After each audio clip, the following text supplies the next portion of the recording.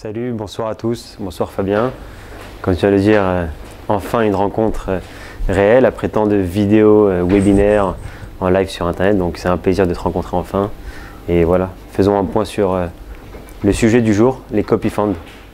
Ça marche. Alors justement, les CopyFound, c'est un produit que vous avez lancé il y a un peu plus d'1 an et dont l'idée... Alors il y a deux types de CopyFound. Il y a les Market CopyFound qui reprennent un secteur d'activité, typiquement les jeux vidéo, les valeurs énergétiques ou récemment par exemple un CopyFound spécifique dédié à des valeurs biotechnologiques. Donc voilà, mais ça peut être aussi un ensemble de traders qu'on peut suivre. Est-ce que c'est comme ça que c'est exactement ça. Pour faire simple, les CopyFound, on a lancé donc ce produit il y a un peu plus d'1 an et demi maintenant. On a 3 types de CopyFound. On a le Trader CopyFound qui te permet de suivre et d'investir sur différents traders. On a le Market CopyFound dans lequel tu investis dans un secteur de marché bien précis. Et on a le Partner CopyFound qui te permet justement d'investir sur des partenaires eToro, quel qu'est le profil de Warren Buffett, Carl Icahn ou d'autres sociétés comme Weekend par exemple, qui est AlphaCore, une société française justement. Oui. Un CopyFound qui a fait beaucoup de bruit, c'est celui que vous avez lancé cet été, dédié aux crypto-monnaies, le sujet du moment. Peut-être, est-ce que tu peux nous en parler, ensuite rentrer dans le vif du sujet, à savoir les performances. Maintenant qu'on a un an de recul, qu'est-ce que donnent ces différents CopyFound? Alors, pour parler du CryptoFound, dans un premier temps, c'est assez simple. On l'a lancé depuis maintenant quelques mois, après avoir entré chez eToro 7 CryptoFound. Donc on a désormais la possibilité de trader en CFD un fonds d'investissement dédié uniquement aux cryptos. La performance est spectaculaire, c'est normal au vu des résultats des cryptos cette année. Si je ne me trompe pas, on peut le voir rapidement, mais on est à plus de 2000% de retour sur investissement pour l'année 2017 sur le CryptoFound. Ok. Combien vous avez de CopyFound au total et quels sont ceux qui marchent le mieux et à défaut quels sont ceux qui marchent le moins bien? Je sais typiquement que vous avez un CopyFound dédié au risque. En ce moment, c'est pas du tout la période du risque. Donc c'est par exemple un CopyFound qui va être acheteur de VIX, acheteur de métaux précieux et de divers actifs sûrs. Et celui-là sous-performe. Comment sont les tops et les flops? C'est exactement ça en fait. Le CryptoFound dans lequel tu viens de parler, c'est le Panic Mode. Ouais. En fait, c'est un CopyFound que nous avons lancé qui est censé avoir une bonne rentabilité lorsqu'il y a une panique sur les marchés, lorsqu'il y a une forte correction sur les marchés. Ce fonds-là est à l'achat donc sur le VIX, sur les matières premières qui sont censées grimper lorsqu'il y a une forte chute sur les marchés, mais il est également à la baisse sur les indices. Donc ce crypto-là vend du DAX, du Nasdaq, de l'indice japonais, donc il vend différents indices, mais il achète en contrepartie les produits refuges, matières premières et VIX justement lors de fortes corrections. Ok. Donc, là c'est sûr qu'en ce moment, depuis déjà même maintenant 2-3 ans, c'est pas forcément le meilleur CopyFound sur lequel il faudrait y investir puisque les marchés ne font que monter, donc forcément la rentabilité de ce CopyFound n'est pas du tout intéressant, mais pour les personnes qui pense qu'il y aura prochainement une correction importante sur le marché, ça peut être un produit très intéressant. Alors, c'est le moins bon, la moins bonne performance de cette année-là, justement pour cette raison-là. Les top performances, l'incontournable CryptoFound, bon, on va peut-être pas rentrer encore une fois dans le vif du sujet des cryptos, on a énormément parlé, mais c'est certes la meilleure performance avec plus de 2000%. Il ne faut pas oublier bien évidemment que le trading sur crypto est un trading relativement risqué, un trading qui est très spéculatif. Donc bien sûr, pour les personnes qui cherchent des rendements importants, rapides, ce serait peut-être un produit idéal pour eux, mais pour les investisseurs long terme qui cherchent à prendre beaucoup moins de risques, on recommandera plutôt des traders CopyFound qui sont sur une rentabilité de à peu près entre 20 et 30% par an. Ok. Ouais, une chose intéressante par rapport au crypto CopyFound dont tu m'avais parlé, c'était le fait que, en fait, on voit ici, l'exposition est rebalancée à une période régulière, je ne sais plus si c'est chaque semaine ou chaque mois. Chaque mois. On voit, ouais, par exemple, actuellement, on a une grande partie de Bitcoin, une plus petite partie et d'Ethereum, et en fonction de la taille de la crypto-monnaie, avec les 7 principales crypto-monnaies, on a une pondération qui se fait en fonction de la capitalisation. Exactement, c'est pas forcément uniquement en fonction de la capitalisation, mais oui, il y a quand même pas mal de paramètres qui sont pris en considération pour la diversification de ce portefeuille-là. Bien sûr, on retrouvera à l'heure actuelle plus de 41% sur le Bitcoin, plus de 21% sur l'Ethereum, ensuite Bitcoin Cash, Ethereum classique, Dash, Ripple et Litecoin. Il y a une mise à jour, un update qui est fait une fois par mois sur ce CryptoFund. Il n'est pas nécessaire, d'accord, il n'est pas obligatoire. C'est-à-dire que s'il n'y a pas forcément de mouvement important, s'il n'y a pas une crypto qui vraiment est sortie du lot et a doublé son market cap, donc on n'a aucune raison de modifier le poids que représente cette crypto dans le CopyFund. Uniquement s'il y a vraiment des changements importants. D'ailleurs, en début d'année, on a fait justement la rebalance annuelle. Donc il y a certaines positions qui ont été clôturées sur le Bitcoin, ça en a ajouté quelques-unes sur le Ripple et l'Ethereum qui ont fortement grimpé en market cap ces dernières semaines. Ok.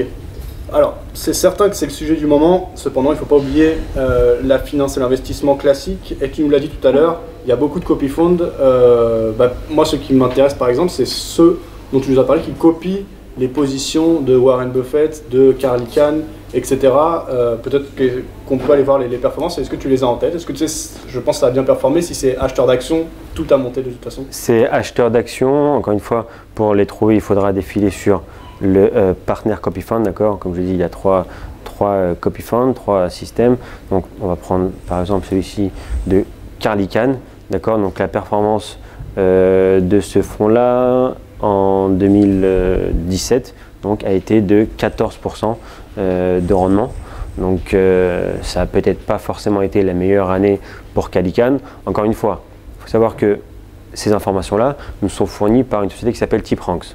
D'accord. Oui. Où ils ont certaines informations en fonction des entrées sur le marché du fonds d'investissement de Carl Icahn qui nous permet justement de répliquer quasi à la totalité le même fonds chez eToro. Nous n'avons pas non plus toutes les actions que Carl Icahn achète et c'est pas non plus fait instantanément. Si Carl Icahn achète une des parts de société aujourd'hui, chez nous ce sera mis en place uniquement lors de la mise à jour, c'est-à-dire à la fin du mois. Donc les statistiques ne sont peut-être pas identiques réellement au fonds d'investissement de Carl Icahn. Mais ça veut qu'on se rapproche un maximum. D'ailleurs, voilà, comme on vient de le voir, 15% quasiment de rentabilité sur ce fonds-là. C'est un fonds intéressant. Il est quasiment uniquement sur le marché action et précisément marché action américain. Ouais. Donc c'est un bon produit pour les personnes, les investisseurs long terme qui ne cherchent pas forcément le rendement rapide et élevé en contrepartie du risque. Donc là, on est vraiment sur un niveau de risque relativement faible. D'ailleurs, vous pouvez le trouver justement ici. Donc, on est sur un niveau de risque, voilà, quasiment, on est sur du entre 3 et 4 durant toute l'année, sur une échelle de 1 à 10. Donc, c'est acceptable? C'est relativement acceptable. On a des traders copy funds qui ont des niveaux de risque même encore plus faibles, oui. D'accord, et avec des rendements plus intéressants. D'accord. Ok, alors ce qui peut paraître surprenant parce que là c'est des grandes figures de l'investissement et pourtant il y a certains utilisateurs qui sont a priori plutôt des particuliers, alors il y a peut-être aussi des professionnels qui donnent leurs signaux, mais ils arrivent à surperformer ces... Ils arrivent clairement à surperformer les pronostics des grands de la finance d'une façon très simple. Lorsque vous investissez dans un copy fund, lorsque vous copiez des traders, ces personnes-là peuvent également investir à la baisse, parier à la baisse sur le marché. D'accord, chose que les fonds de partenaires ne font pas. D'accord, ils sont uniquement acheteurs de marché et ils sont dans la tendance. Si durant un mois on a une correction à Wall Street, le trader copy fund peut avoir une bien meilleure performance que le partner copy fund, puisqu'on permet aux clients d'investir à la baisse sur le marché, de bénéficier d'un bon profit, puis par la suite se remettre même à la hausse et à l'achat sur différentes actions. Ok, peut-être regarder quelques exemples des traders copy funds. Ah oui, ok. Alors je pense qu'on va déjà commencer par celui qui a le plus performé pour l'année 2017. C'est celui, il s'appelle. Non, c'est Trading R7. Alors on va le chercher. Tu vas défiler encore. Ouais. Voilà. Trading R7. Voilà. Ouais, je te laisse prendre. Donc la rentabilité, je pense que si je ne me trompe pas, elle frôle même les 100%. Donc voilà, sur l'année 2017, on a fait un profit de 88% sur ce fonds-là, d'accord. Donc c'est vraiment un produit très intéressant.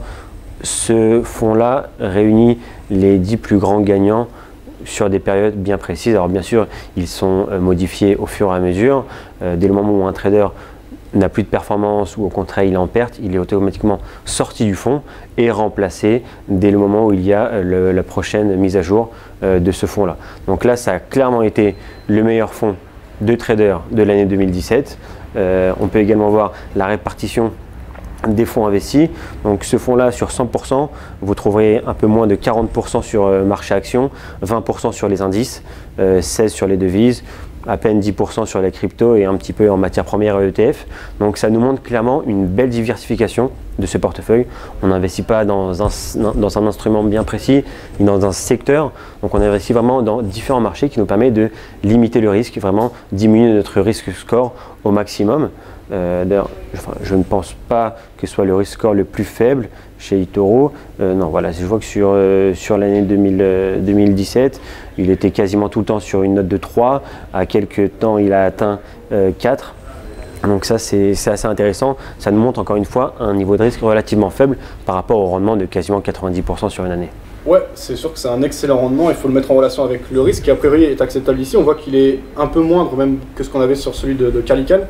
Quand on parle d'une note de 3, est-ce que c'est uniquement calculé par rapport au drawdown maximum ou ça prend plusieurs choses en compte qui constituent une note de risque? Alors on prend en considération énormément de choses, énormément d'informations. Dans un premier temps, les effets leviers utilisés par les traders dans ce fonds. On prendra également en considération la diversification du portefeuille. Si on est à 100% sur les indices, donc forcément ça va augmenter le risque. Et si en plus de ça, on est 100% sur indice, on est uniquement sur le Nasdaq, ça va l'augmenter encore plus. Donc la diversification, si on est uniquement à l'achat ou uniquement à la baisse sur certains produits, ça va encore un peu plus augmenter le niveau de risque. Donc il y a vraiment pas mal de choses qui sont prises en considération justement pour établir une note sur une échelle de 1 à 10 en sachant que 1 est le niveau de risque le plus faible et 10 le maximum. Ok. Et juste pour un point de comparaison, sur le Crypto Copy Fund, on est à combien? En termes de niveau de risque? Ouais, je pense qu'on doit être élevé parce qu'on a une correction par exemple de presque 50% sur le Bitcoin entre le niveau plus haut et plus bas. Si je ne me trompe pas, on devrait être normalement sur un niveau de 7. 7, peut-être même 8. On va voir ça tout de suite, mais il me semble que c'est ça. C'est ça, ouais. Donc voilà, j'ai loupé. C'est ça, on est sur une note de 7. 7, 8, ouais, sur 10. Donc on est sur, des marchés bien plus risqués. D'ailleurs, on voit justement ici un drawdown, d'accord, donc une perte latente maximum de 33%. Ouais. Donc ça reste quand même une perte latente encore une fois, mais assez importante. C'est clairement pas forcément le type de produit que l'investisseur, bon père de famille, va rechercher pour placer ses économies. Là, on est un peu plus sur les personnes qui cherchent de la rentabilité rapide avec un capital pour essayer de faire fructifier de façon vraiment très simple et très rapide dans une période très courte. Mais voilà, pour des investisseurs plus long terme, on recommandera clairement les Trader Copy Fund ou pourquoi pas les Partner Copy Fund. Ok. Au moment du lancement, c'était plus dédié aux gros investisseurs, les copy funds. Je crois que c'était à partir de 10 000 €. Est-ce que c'est toujours le cas? Est-ce qu'il faut 10 000 € pour pouvoir investir sur ces copy funds? Ça a changé? Alors, il y a un minimum de capital. C'est pas 10 000 €, c'est 5 000 $. Okay. Mais oui, pour chaque placement sur chaque copy fund, il faudra au minimum 5 000 $. Justement, puisque en investissant sur un trader copy fund, il faudra un minimum de capital pour pouvoir prendre en considération toutes les positions. En investissant sur ce type de produit-là, il se peut qu'en l'espace d'une seconde, il y ait plus de 500 positions qui sont ouvertes simultanément. Donc il faut un minimum de capital pour que ce soit justement, ça commence à devenir assez intéressant. Ouais. Ok. Plus des produits de placement, des produits d'investissement par rapport à ce qu'on peut faire sur des produits classiques à effet de levier, etc. Là, on est plus dans une logique investissement, quoi. Clairement, investissement long terme. Comme je dis, les rentabilités sont également au rendez-vous. Je vais également te montrer un qui est assez intéressant. Et on peut sortir à tout moment. À partir du moment où on l'a ouvert, on peut ressortir à tout moment. C'est exactement ça. À tout moment, tu peux sortir. Il n'y a pas de date. Tu n'es pas obligé de rester un minimum de temps investi sur ce fonds-là. Si le 1er janvier, tu décides d'investir un certain capital, le jour même ou le lendemain même, tu peux déjà tout arrêter simplement en cliquant sur clore l'investissement. Ouais. Alors bien sûr, tu clôtureras l'investissement au moment précis. Il peut y avoir une perte ou un gain. Mais bien sûr, nous, on recommande bien évidemment l'investissement long terme. Il faut compter, quand je dis long terme, c'est pas non plus… alors bien sûr, plus long terme, plus longtemps tu garderas ton capital dessus, ce sera intéressant.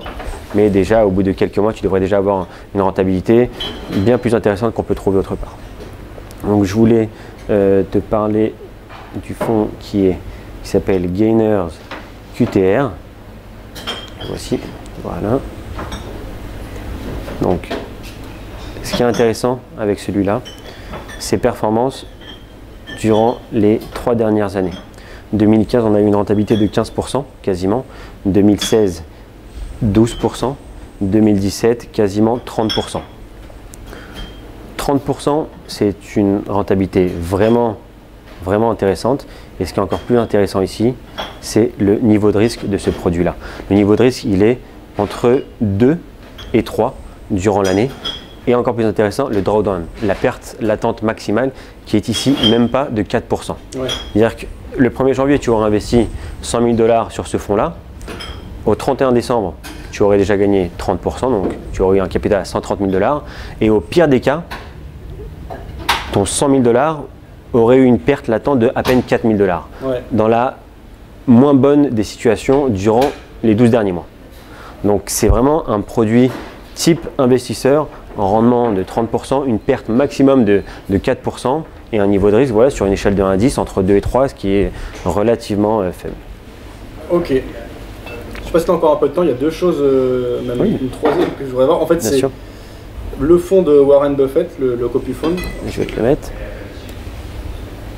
Parce que c'est quand même Warren Buffett sans doute le plus connu des investisseurs à travers le monde, quelqu'un de très respecté aussi. Oui, mais ce qui se passe, une petite parenthèse avec le fonds de Warren Buffett, c'est que nous pouvons introduire à ce fonds-là uniquement les produits que eToro propose. Ouais. D'accord. Donc lui, dans son portefeuille, dans sa société, dans son hedge fund, il investit dans des centaines de sociétés. Ouais. Pas que des sociétés qui sont cotées en bourse, d'accord, mais également des sociétés qui sont cotées en bourse, mais que eToro ne propose pas pour le moment. D'accord. Donc c'est très possible que Warren Buffett, en général, il a une rentabilité entre 20 et 25% par an sur son fonds d'investissement. Chez eToro, je vois que l'année dernière, on a terminé l'année sur à peu près 11%. Ouais. Donc il y aura bien évidemment toujours ce petit décalage-là, justement à cause du manque de produits que eToro ne peut pas introduire à sa plateforme pour le moment, justement pour avoir un calcage à 100% avec son réel portefeuille. Ok, donc c'est pas la totalité, mais c'est quand même une inspiration. Bien sûr, ça garde quand même toute l'image de son fonds. D'ailleurs, on peut très bien cliquer sur portefeuille pour voir clairement quel type d'action est-ce qu'il achète. Donc, les répartitions sont quasiment par rapport à son vrai portefeuille. Donc ses plus gros placements à l'heure actuelle, c'est Wells Fargo, vous avez Kraft, vous avez Apple, Coca-Cola, Bank of America, American Express, IBM. Donc voilà, les pourcentages sont réels, bien sûr, mis à part les produits que eToro ne propose pas pour l'instant. Ok. Et tu m'as parlé de la société française qui fournit également, qui participe à un Partners Copy Fund. Exactement. Donc ce que vous appelez Partners Copy Fund, en fait, c'est des projets communs avec des sociétés de gestion, là, typiquement. Voilà. Alors le Copy Fund s'appelle AlphaCore, d'accord, et la société c'est WeCount, d'accord, donc une société française. Donc eux, ils ont également eu une bonne année 2017 avec une rentabilité de 15%. Ouais. Quasiment, un petit peu moins de 15%. Eux, ils investissent sur deux types de produits, ETF et indices.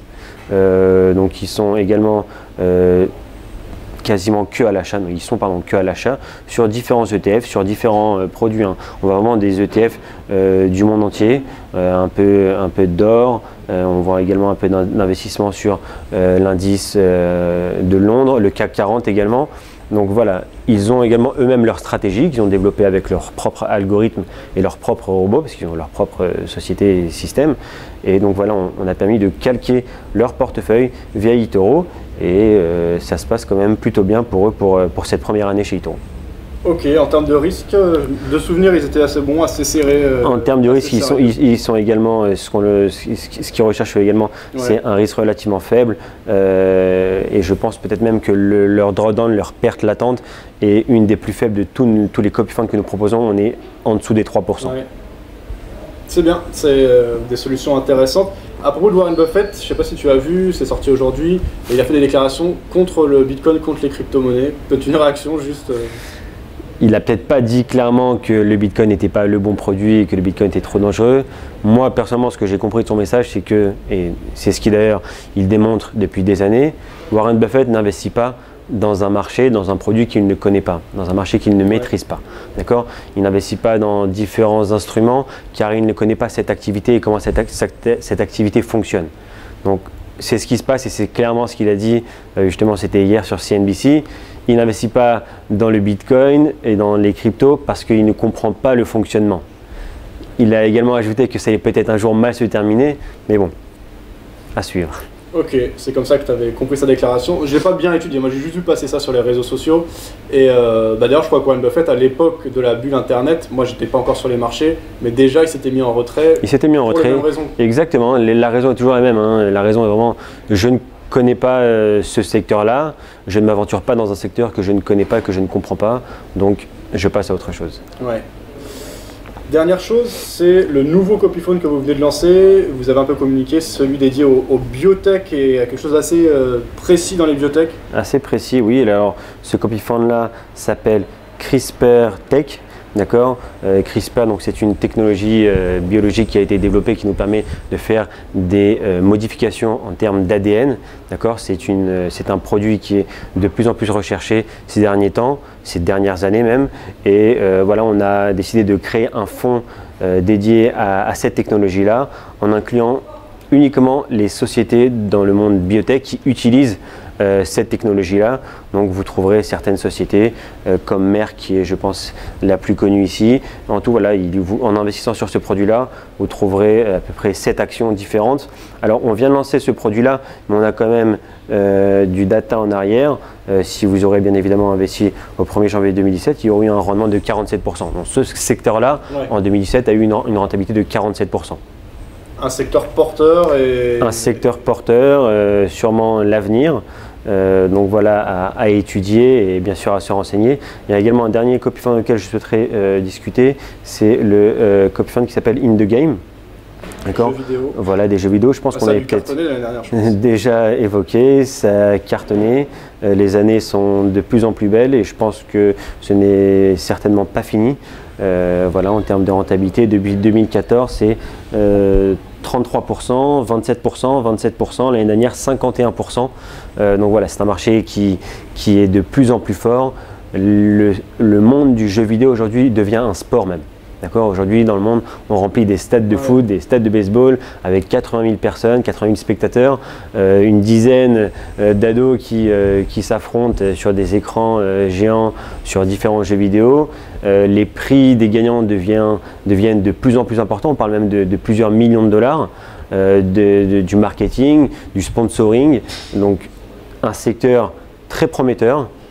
Qui, je pense, a même encore beaucoup d'avenir. D'ailleurs, dans ce secteur-là, on ne trouve pas seulement des actions comme Sony, Nintendo, Activision Blizzard ou EA qu'on connaît tous, mais on trouve également Nvidia et AMD qui eux-mêmes, justement, sont deux sociétés qui créent des micro-puces qui ont fait pas mal de ventes ces derniers temps, surtout ces derniers mois avec les produits de minage de crypto. Ouais. Donc ça les a beaucoup aidés justement pour leur rapport trimestriel, donc ça les a encore plus boostés et c'est pour ça que je pense que ce marché pourrait avoir encore de beaux mois, voire même de belles années devant eux. D'ailleurs, dernière chose pour finir, alors AMD j'avais pas trop suivi, mais je sais que Nvidia, typiquement, c'était une bonne manière d'investir indirectement sur les crypto-monnaies à propos d'une société clairement cotée et centralisée, régulée, etc. Clairement. Alors après, est-ce que ça continuera? Parce que c'est toujours pareil, dans la bourse ou en investissement, on est toujours en anticipation. Là, il y a un engouement qui est énorme. Est-ce que ça va continuer? On va voir les problématiques. On en parle de toute façon tous les lundis dans les briefings. Ça permet de faire une transition. Ouais. Et bien, merci Arié pour cette présentation et ce point sur les copy funds. Merci à toi Fabien, c'était un plaisir. À bientôt. À bientôt.